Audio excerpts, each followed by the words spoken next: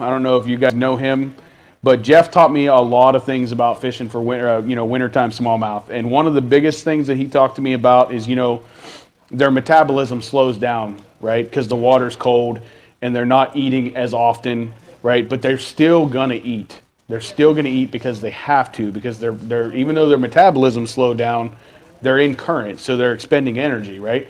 So they're still gonna eat. It just might not be a banger of a day where you're going out and catching 100 fish, or 50 or 100 fish. You might go out and catch five, and that might be a great day, right? But one thing that when it starts to get cold, and they start slowing down, everything starts slowing down in the river. Your bait starts slowing down. Your fish, your bait fish start slowing down. That's when these tight little, thin, flat-sided crankbaits come in so well, because they got such a tight little wobble, right? They deflect really well off of stuff. We got a lot of rocks, wood, all that kind of stuff. So these tight little, slender crankbaits, they're fantastic as that water starts to get cold. Another one is a big bladed spinnerbait, because you can really slow it down and pull it real slow across the bottom. It's a slower presentation, and those blades are not moving as much because they're so large. They're still creating a big thump, and it's still attracting fish, but it's something that, during the cold water months, this flat side crankbait, and I don't have one up here with me, but that big bladed spinnerbait is another one that plays in really good. I grabbed this one because I just love it, I guess. That's my fault, or that's springtime, but we'll talk about that. Recently, things have changed a lot, at least where I fish, because we have the introduction of some flathead catfish, and the populations are flourishing. It's pushing these river smallmouth out of the typical wintering holes that are in the Susquehanna. They're still there, but they're not there as they were in years past in the large numbers. So you're finding smallmouth in lesser defined eddies, lesser defined wintering holes, which fortunately enough for us is making them eat more, because they're in more current now. But the basic things still apply for wintertime fishing: slowing down, reducing your size of your presentation, something like this, a little TRD craw, right? Those two little tentacles sit up, and you can sit there and work, sit this thing on the bottom and just hold the line tight, and those tentacles are just floating up, right? So what's nice about that, and you'll hear it, some people talk about it, a lot of your old-time, wintertime fishermen will tell you, things like hair jigs and stuff like that. You're looking for that passive action. Hair jigs, like a little ball head jig with some hair coming out of it. The reason why that's important is because that passive action is moving even though you are not moving the bait. That bait is staying in the same spot, but it looks alive because it's moving. That's where that passive action comes into play. Some of the greatest river fishermen I've ever known, one of them's here, not sure where he ran off to, but Jeff Little, Juan Varut, Jed Plunkert, those guys will swear by that passive action. They will talk about it, and well, they won't talk about it. Some of them anyway. But it's something that really, really works when you can put a bait in the strike zone and it look real while you're not moving it and you're not imparting action on it. That's how you're going to catch your most wintertime smallmouth. I don't like to do it because, like I said, I like to be warm. So we're going to talk about the spring now. We're going to talk about when that water starts to warm up a little bit, and the flat side will still play, right? As you're coming out of the winter time and you're getting into, that mid 40 range water temperature, that flat side will still play. It'll play really good. Just banging that thing. You guys can see, I don't know if you guys can see it good or not, but that thing's got some rash on it, right? It's the perfect color. That's a Spro Little John. They have a bunch of them in there. I just checked. But this thing, it's a killer bait in that early part of the spring when that water just starts to warm up a little bit and get to the point where the fish are starting to think, well, it's time to, we got to go do our thing here. We got to start moving. Yes, sir. So the color does does make a lot of difference? I think so. I think color makes a difference if you're in a clear body of water. I think if you're in some muddier water, anything that's dark is gonna, contrast is gonna help. But go You ahead. think like the reflective? It depends on your sunlight conditions. If you got some good sun, I think reflective could do one of two things. It depends on the fish's mood. There's a lot of different things that play into that.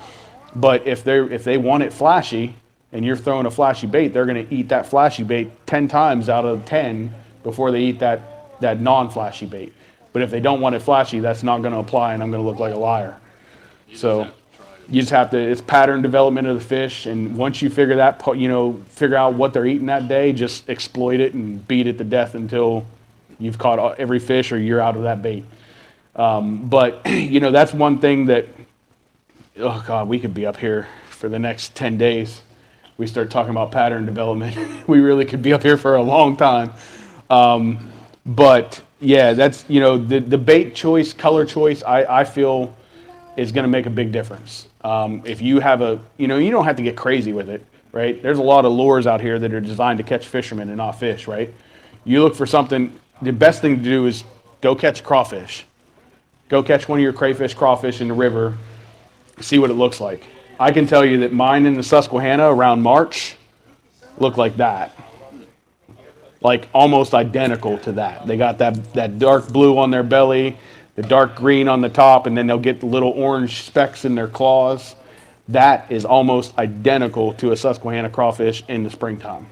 What part of Susquehanna are you fishing? Anywhere between Harrisburg and Sunbury is primarily where I fish the most, but I will fish anywhere that somebody wants to go fishing. I'm a little bit addicted. I'm a junkie.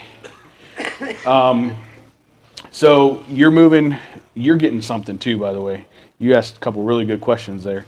Let me finish the spring first. So once you're into that latter part of the spring where everybody knows that your fish in the springtime, they're looking for refuge to spawn, right? They're looking to move into a lower current area, somewhere where their eggs aren't going to get washed and silted over and not washed out. They're looking for a more stable water temperature, right? A little bit of juice.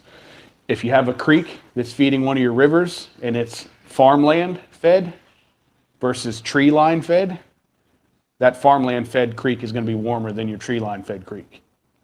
Okay? Because it's getting more sunlight, it's getting more warm water runoff. Those trees, that canopy creates shade. It promotes cold, right? So your farm fed creeks are going to primarily be better spawning ground than your tree line fed creeks. That could be different depending on the water flow levels, but in my experience, that's what I've seen. If I get a nice creek that has a bunch of farmland on it and it's, that's the jam. But they're moving into these creeks, they're moving into different tributaries or different big river eddies. If you get into a nice big river eddy that, has a lot of slack water in the springtime, you are going to find smallmouth in there spawning everywhere, right? And I don't know if you guys have ever bed fished for smallmouth. In Pennsylvania, it's illegal, so I have to go other places to do it. But if you do any bed fishing for smallmouth, you will see some of the most aggressive freshwater fish that you've ever experienced in your life. The only thing I would ask is if you're bed fishing for smallmouth, please put them back right away. Please put them back right away because they are a precious resource and that's how they recreate themselves. Please put them back and be responsible and put them back right away as best as you can. But they are so aggressive when they get on a bed. You throw anything that looks like something on one of their beds and they're going to more than likely get really angry and come over and try to move it. Some of them are stubborn. Some of the ones that are more pressured, they're going to pick it up from the tail and move it off the bed and then go back to their bed. Just keep trying them. They'll eat it eventually. The bed? Yeah. So they make the little beds in their little circles and they'll fan them off with their tails and they clear off like all the, silt and stuff like that. So it's bare rock or bare wood or whatever the hard structure is that they're going to spawn on. And that's where they lay their eggs and where they, the male will come through and fertilize their eggs. So that's typically where they'll do it. Most of the time it'll be rock. Sometimes if you don't have a lot of rock, it'll be other type of hard structure. They don't like to spawn in mud or anything like that, because their eggs will get washed over. And then if they don't have sunlight, they won't hatch. So that's why they're constantly in there fanning. But you can throw almost anything on a smallmouth bed and eventually convince them to eat. They are very, very aggressive to protect their beds. I think my favorite springtime bait to throw on a smallmouth bed is just a wacky rig Senko. Take a wacky rig Senko and just toss it out there and let it fall. It makes them angry enough because it sits there and does that little shimmy, and then once it finally hits the ground, if they let it hit the ground, they'll come up and just hammer it. And it's rigged, it's the hook is in the middle, so more than likely you can catch that fish versus hook being at one end or the other. Like if you throw something that has a lot of space between that and the hook point, you may give them room to pick it up and move it. Wacky rig doesn't, because typically once they get that in their mouth, that hook is right there on the edge of their mouth or in their mouth. So I like a wacky rig Senko for the springtime, anytime bed fishing, even for largemouth. I like wacky rig Senkos because you throw it on the bed and just let it fall. You don't have to do much to it.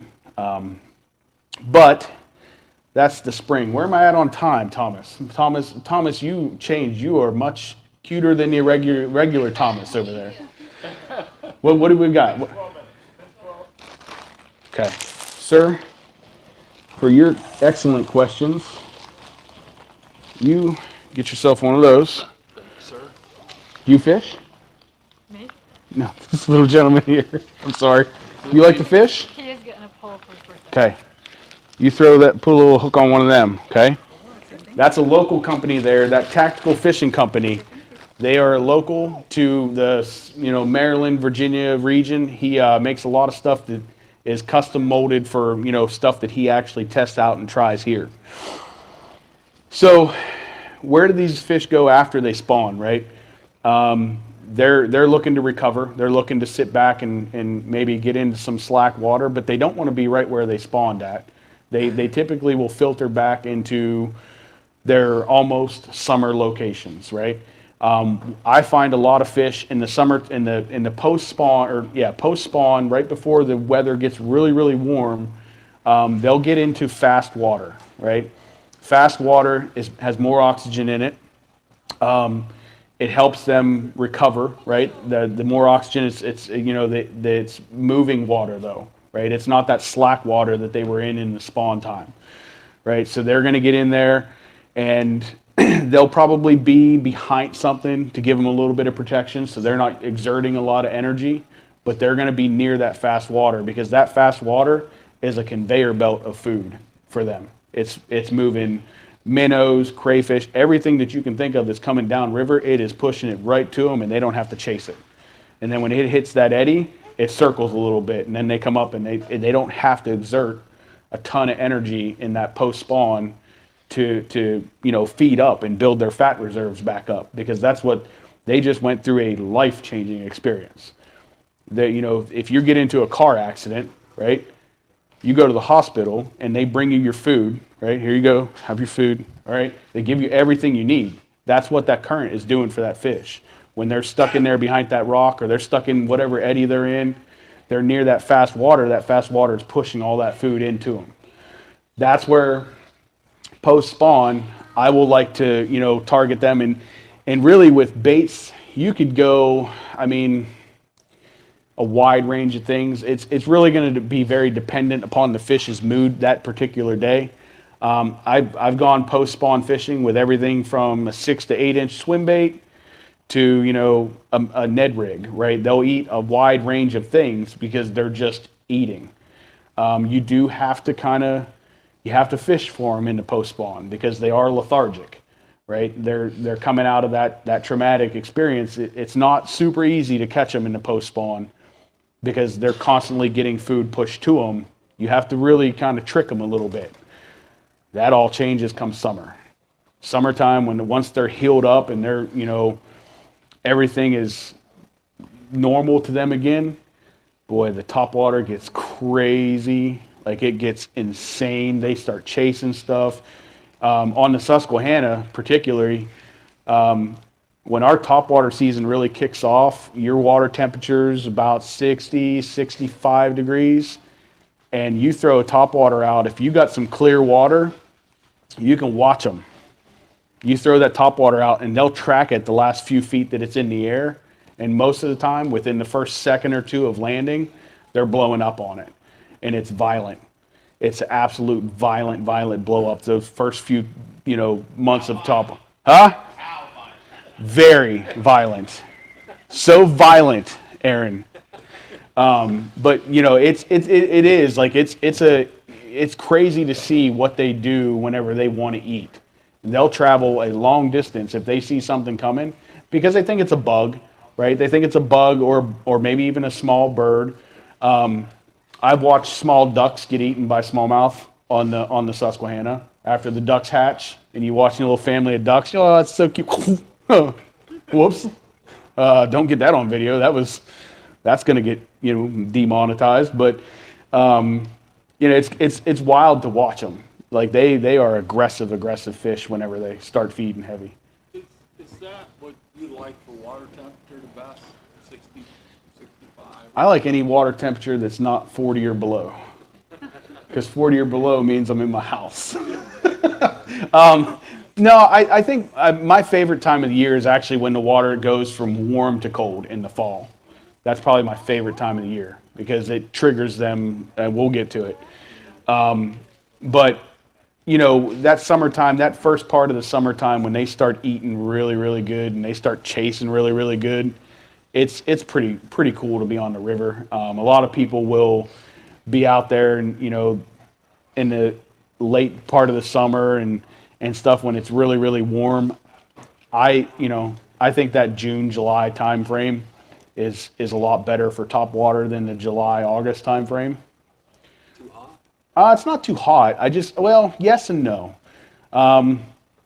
They start moving in that summertime, when they go from that post-spawn into summer, they actually move from behind whatever they're at to basically in front of it. They'll go into what's called the push water, right? Because the push water still offers them current protection because the water hits whatever obstruction is there, and it'll kind of do like a little back turn before it kind of dissipates and goes around it. So they're still getting current protection because of that disturbance right there. But it puts them in front where the food's like coming right at them and they start chasing it more. So, it's more, I would say it's more fun to fish that type of top water than it is to fish the later part of the year.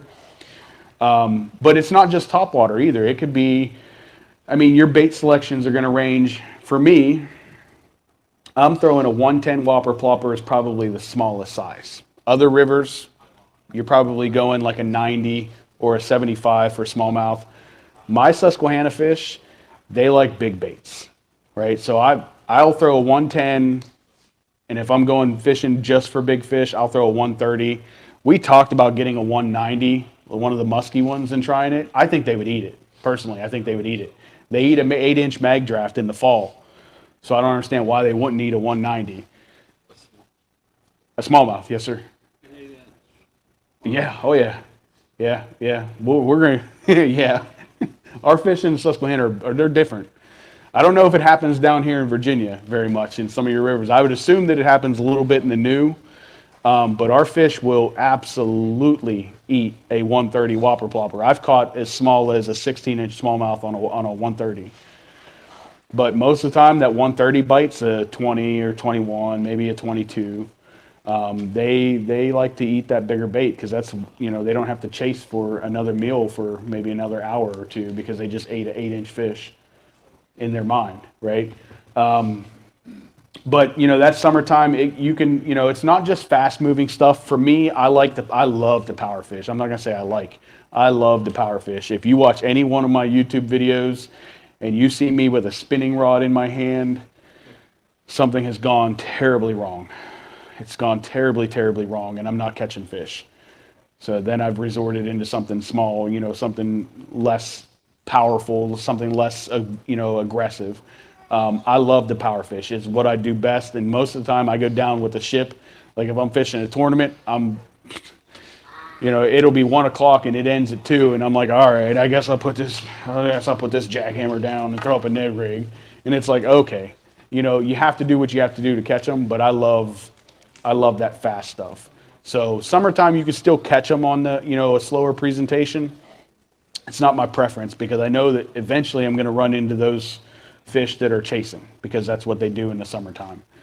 Let me see where we're at on time here because we're going to try to make sure you guys are out here by 4 o'clock or at least done by 4 o'clock so everyone can come up. Who here fishes Lake Anna a lot? Anybody? Anybody fish Lake Anna? You do? Sir, I can't read, so there you go. All right, who fishes the tidal Potomac? Anybody? Nobody? You need this, but I know you can't read. So, anybody else want a tidal water Potomac fishing book written by Mr. Ken Penrod? You got you. There you go, back there. Lots of knowledge in there. I've actually read that one. That one's actually pretty good. All right. Where did we leave off at? We left off at on summertime, right? Okay. So, yes, sir. Sorry, Eric. No, you're good. You said you switched from power fishing to grabbing a spin rod. So I'm not fully understanding then what is the power fishing? Is the bigger reel rod? So what you saying? power fishing in general is whenever you're imparting a lot of action on the bait, normally quickly, right? Power fishing is not necessarily quickly. For me, it is. Power fishing could be you flipping a lot. You know, you take a creature bait such as like this, right? And you peg it and you're flipping it into grass and you're flipping it in, you don't get bit, you pull it out, you flip it in another spot, you flip it in another spot. Power fishing is a lot of presentations, covering a lot of area, and you're doing it quickly. So it could be done with a spinning rod. Historically in bass fishing, most people don't power fish with a spinning rod. Some people do because you maybe don't use a bait caster or whatever the case may be. There's nothing wrong with that. You can still get it done. I find it to be a little bit more effective to power fish with a bait caster because when you cast out a spinning rod, there tends to be a lot of slack in the line whenever that bait lands, right? When you cast out a bait caster, and as soon as you get that thing out there, and you click that reel, oh, here we go. Yeah, I'm not gonna hit you. You're good, right? You're moving it in. You're moving it really quick. As soon as that reel clicks over, you're moving it quick. That's not happening with a spinning rod. With a spinning rod, you tend to have to pick up a lot more slack in your line. And that's why power fishing is almost historically done with bait casters. What do you got, Josh? I just want to listen. I'm Oh, going to learn something. I thought you were coming over here to tell me to be quiet. No, bait casters, bait. Yeah, I mean, spinning rods and reels certainly have a purpose, and I have enough of them, you know, that I need to use them. But if I'm power fishing, I'm almost guaranteed I'm throwing a bait caster, and it's probably going to be 8-speed or 7-speed at least, something fast. So yeah, sometimes that's the water, you know, levels depending. Like if you're fishing shallow water, you don't have to go as heavy, right? That's where I mean, I could get into a whole bunch of stuff there, but like for me, I primarily am fishing 4 feet of water and less in the Susquehanna. We have a shallow river, right? Most of the Susquehanna, you can walk across and not get your knees wet. The Susquehanna might be a mile wide, but it might only be 1.5 feet or 2 foot deep in a lot of places. So most of my power fishing is done with a lighter weight bait, whether it's 3/8 or a 1/2 ounce bait, sometimes even a quarter. Like this is a power fishing bait. This is a 1/2 ounce Minimax Z-Man Minimax chatterbait, right? Whenever I throw that thing out there, I want it. Typically, when I'm power fishing, is as soon as it hits the water, I want it to start moving. I want that blade to start moving because that's what's attracting the fish. And the only way to get that done is with a faster, reel, a faster bait caster. Since this is a kayak specific show, I'll give you all some more juice. And this is not going to apply to bass boats, because bass boats, typically, you have a very solid platform. When you're standing there in the river, your boat's not going to get moved when you hook into a fish. You set the hook on a fish, your boat is primarily going to stay where it's at. When you set the hook on a fish in a kayak, it is not. You are going to get pulled towards that fish. The current is going to be putting more manipulation on your boat than a bass boat, and you are going to get pulled towards that fish. When you get pulled towards that fish, that creates slack in the line, which means you have to catch up to it faster, right? So all of my reels are 7 and 8 speed, and every single one of my reel has braid. Braided line versus any kind of monofilament, or even fluorocarbon has some stretch. I use fluorocarbon leaders because there's not as much stretch in that amount of line as there is in a lot of line. My braid has 0 stretch. So when I set the hook, I'm setting the hook on a tight line, and it's causing me to lose less fish. It's letting me get a better hook set. Yes, sir. What knot do you prefer on your braid to fluoro leaders? I'm horrible at tying those. I just always go straight fluoro. What are you called? Not it. I have no idea what it's called, but I can show you how to tie it. That's beautiful. Double uni? I honestly think it's an Alberto. I think it's an Alberto knot.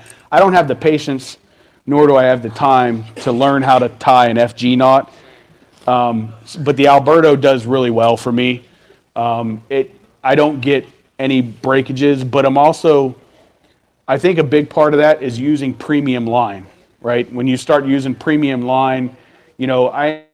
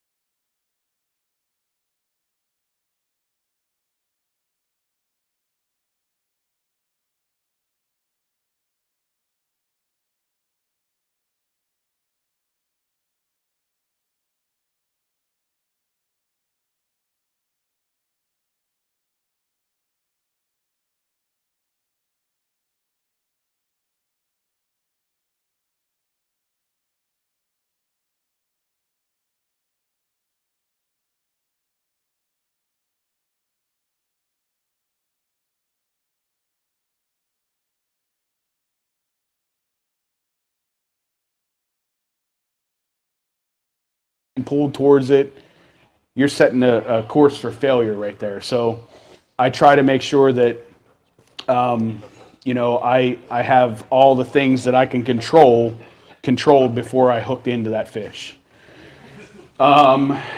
Real quick, we're going to talk about into the fall, and then we're going to be done, and I'm going to give 4 packs of baits away.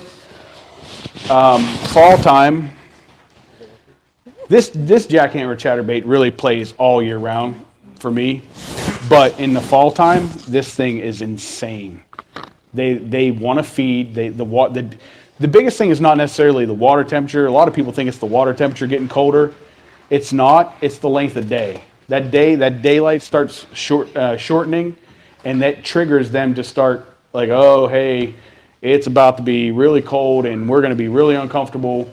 We need to eat, and we need to eat a lot. In the fall time, they feed up. I'm going to tell you that I have a couple favorite baits to throw in the fall. Well, you can catch them on anything in the fall. Like, you really catch them on anything in the fall because they're eating. My favorite is the jackhammer. The reason I like the jackhammer, you cannot recreate that vibration. The Evo has done a really good job. It's a $10 cheaper version of the jackhammer. But you cannot recreate that vibration in almost any bait that I've thrown. Even, your lipless baits, which I throw a lot in the fall time. A lot of this stuff is still tied on from the fall. Like this, that works good in the fall, but this vibration you can't really recreate it from what you get with the jackhammer. Pulling that across the water. Yes, sir. Yeah, and it's a pretty steady retrieve. As the water gets colder, a lot of times I'll yo-yo it because it, everything starts moving slower whenever it gets colder, but it's a pretty steady retrieve. My favorite fall time bait, and this is a 6-inch mag draft, but is the mag draft because they start eating big, and you're pulling these through the water column. You get a real good kick with that back tail, and the way they eat this thing, and I'm gonna show you with this one. This is brand new. Okay. This one is about a year old. I don't know if you can see all the teeth marks on the front of that, right? The teeth marks on the front of this thing, they eat this head first. More often than not, whenever they come up and eat it, they're eating it head first. And they're doing this with it. I don't have a single bite mark on the tail of that bait. This gets thrown in the fall, and what they do is they just terrorize it because they eat, little rough teeth. Causes all that abrasion there on the front of that bait. They eat it almost primarily head first, right? Fall time, you can throw anything. You can throw big swim baits, you can throw small swim baits, you can throw crawfish style baits. They want to eat in the fall because they're triggered to start feeding up for that colder weather when their metabolism, they want to build up those fat reserves to make it through our winters. Even more so up in Pennsylvania because they're a little bit more harsh than down here. Maybe not here, but the further south in Virginia, certainly more harsh. Our fish, there's a month-long period where they experienced 30-degree water temperatures, 32-degree water temperatures. We had ice on our river. They're not going to eat a lot during that time. They're only going to eat when they have to. So that's why they build up in the fall. Does anybody have any questions on anything before I start giving some stuff away? We have one question online. Yes. From Brandon. Jake, what technique do you have the most patience for, and what technique do you have the least patience for? The most patience for? And the least. Easily a jackhammer. I'll throw that thing for 7 hours of a tournament day. And then least. A Ned rig. I hate a Ned rig. But they work. They catch fish. They catch a lot of fish. But I get annoyed. So, yes. Yes. Where? Maybe you said it, but when you were talking about the fish spawning and how they're on their beds, is that temperature related? Like, how do you know when that happens? It's a lot of times it's very much temperature related, but it could be flow related. It could also be moon related. If you get a full moon and the water temperature's right, even if it's close to being right, the fish spawn in waves on the river systems and even in the lakes. The biggest fish, typically that first full moon in April, even if the water temperature is not quite right, the biggest fish are going up there to get on beds because they're hoping that it does get right. So it's very much water temperature related, but it's also very much moon related. And it could be even flow related too. If they're experiencing high flow and they know that their eggs are going to get washed out, the history has taught them to not go and lay eggs on a bed that they know is going to get washed out. Sometimes it's inevitable and it happens, but history has taught them to be more mindful of it, and they'll maybe push that back a little bit. Water temperature first, moon related is probably equal. So, anybody else? Ma'am? Thank you. Who wants some baits? You want some? How many times a year do they spawn? If you guys want to ask a question, So, Jake, you better hurry up. We're about to be closing down. 5 seconds. Okay, so Florida's different, right? Florida, they'll spawn a wide range. We have a short period to spawn here because that year the young there, they have to be able to make it through the coming winter.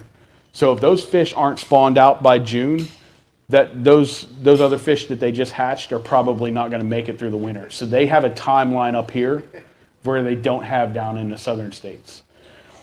2 to 3 waves typically for any river system. So anybody else? Yes. Yes, sir. I may have missed it at the beginning of your presentation, but I was curious, if you're fishing for like pre-spawn smallmouth, what's the first bait you're throwing? My first bait for pre-spawn smallmouth is a crankbait. I'm throwing a crankbait, Bill Lewis MR6. All day, every day. So, anybody else, real quick, questions before we go to the group panel? No? I'm sorry, there's a little kid back there in the back that really wants a bait. All right. Thank you. Thank you. I tried to rush through her there.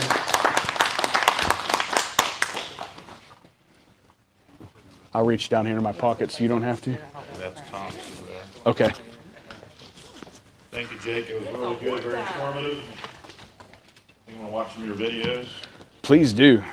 We hate cutting fishermen off when they're talking. And I don't know if you've never been to ICAST probably, but ICAST is like 4 days of straight, like full days. You can't get through it all.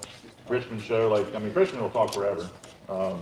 Again, just want to thank, if you're here, thank you. Thank you for coming, participating. For those bringing the rigs, everybody walk away with something here today. Thank you again to NVKBA, Mid-Atlantic Bass Association, Fishing the DMV. Don't forget Jake's online. Remember, some of you are traveling from afar. You can go online. Jake was talking earlier about the stuff in the store. Jennifer does an excellent job of ordering stuff. We doing panel 90% stuff of or what's in no? that store is thought customer so. recommendation. So if we don't have it and the color don't have it, he said he didn't see something he wanted, so I put him with her. So we'll probably get it in Tuesday. So again, thank you for everybody being here today. We're going to go down through the prizes. When I call your name, this is going to be, if I call your name now, you didn't win. So I'm sorry, but we do appreciate you bringing your rig in and sharing. And I will say again, just watching people that come in and talk to you, taking pictures of what you've got and the interaction, talking to each other. Just can't thank you enough. You guys are sharing all your great ideas. Matt Foreman, come on up. Thank you. Daniel Lippman. Thank you, Lord. These two guys are great river fishermen in our area. Big TV.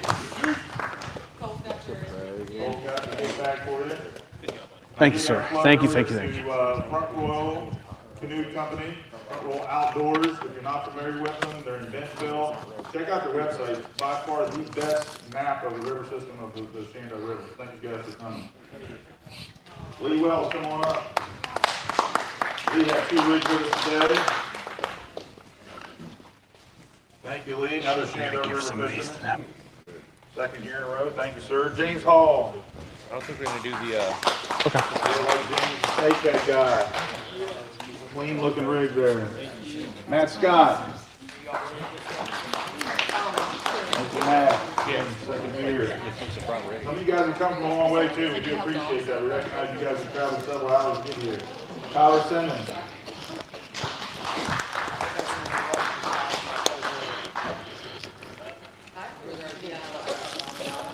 Yes, our DIY winner last year. He upgraded. Hunter Griffin.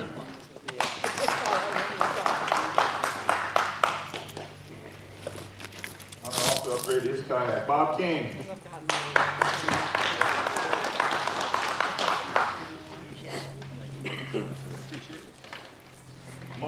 Not here. Scotty Klein.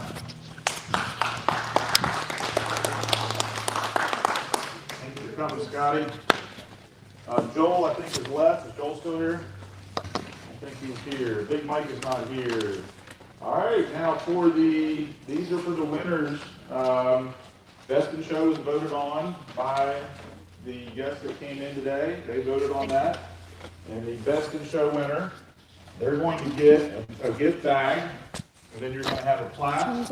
Let's keep it out there so you can hear it. And then you also get a gift card, $20 Jake's gift card.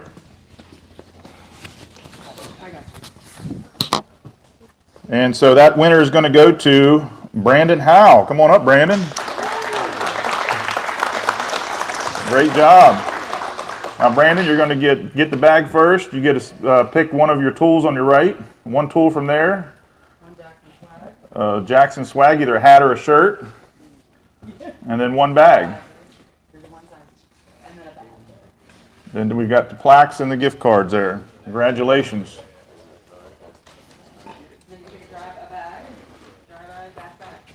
Three more winners, and we're going to give out some things for our speakers.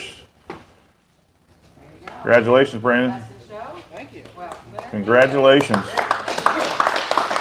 DIY, right next door, Jimmy Coleman. Come on up. Jimmy had several features on his rig, DIY. Congratulations. And I want to First point out, time? the plaques were engraved by Bat Dad Woodworking. If you're local, he does amazing things. So check him out online. So you get a cool swag for that. And then the best river rig is going to go to Jim Youngblood on the inflatable. I think all three guys in that category are first timers for us this year. Thank you for coming. Appreciate you bringing your rig out. All right, thank you. What are you? Go ahead. Where do you get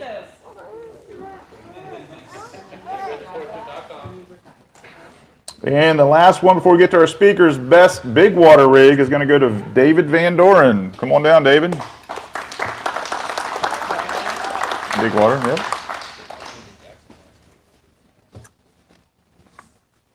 All that paid off there. He was in the store a couple times this week. Took a pool. Congratulations to those guys. Again, thank you to everybody. I also want to give a special thank you to the speakers that came up today and just kind of shared their information and knowledge. And again, I know a lot was happening going on, so don't forget, check out Fishing the DMV. Check them out. Go back and watch. Thomas, so it was obviously live, but then you'll probably clip it out and you'll be able to go back and watch it as well. And so we'll start here with Josh Evans. Come on up. Thanks again for having us. Yes, thank you. Appreciate everything you guys have done. You'll get a gift card. There's a spinnerbait, custom spinnerbait. They also get a bag, guys. And we should have enough there they can pick from something as well. Oh yeah, you can grab something. Scylla Johnson, come on down.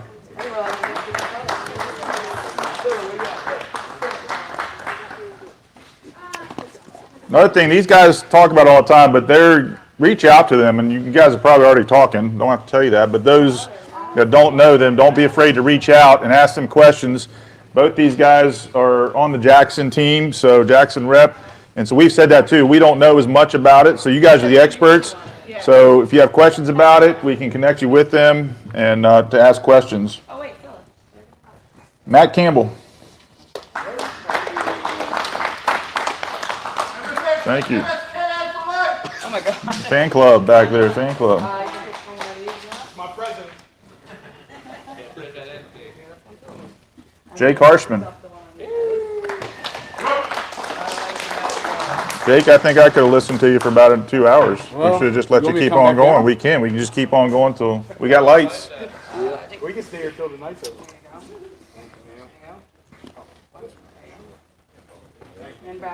And last but not least, Mike Ortega. Come on down, Mike.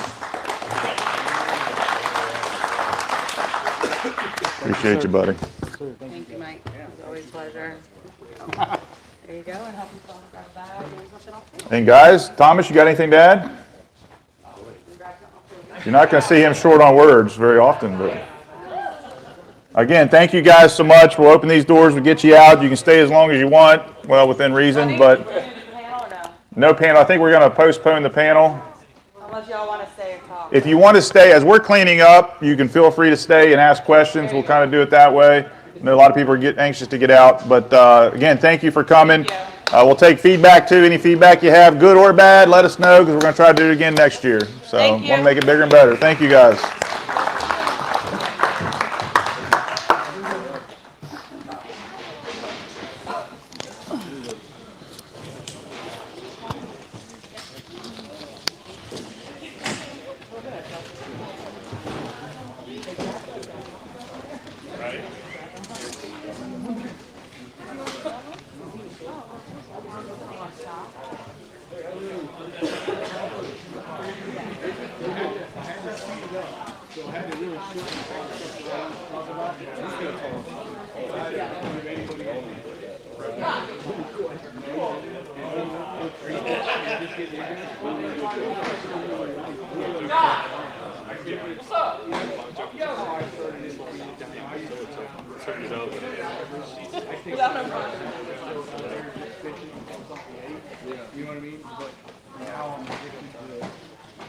tackle and morning fishing and learning more and more every time I go fish.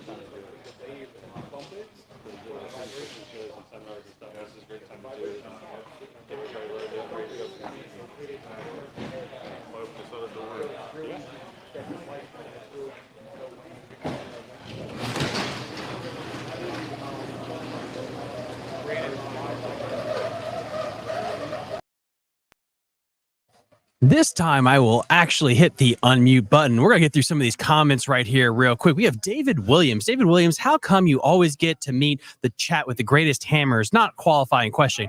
No, David, that's a really great question. This is a really blessed opportunity that we've had here with this expo. Hopefully we can just keep making it get bigger each and every year.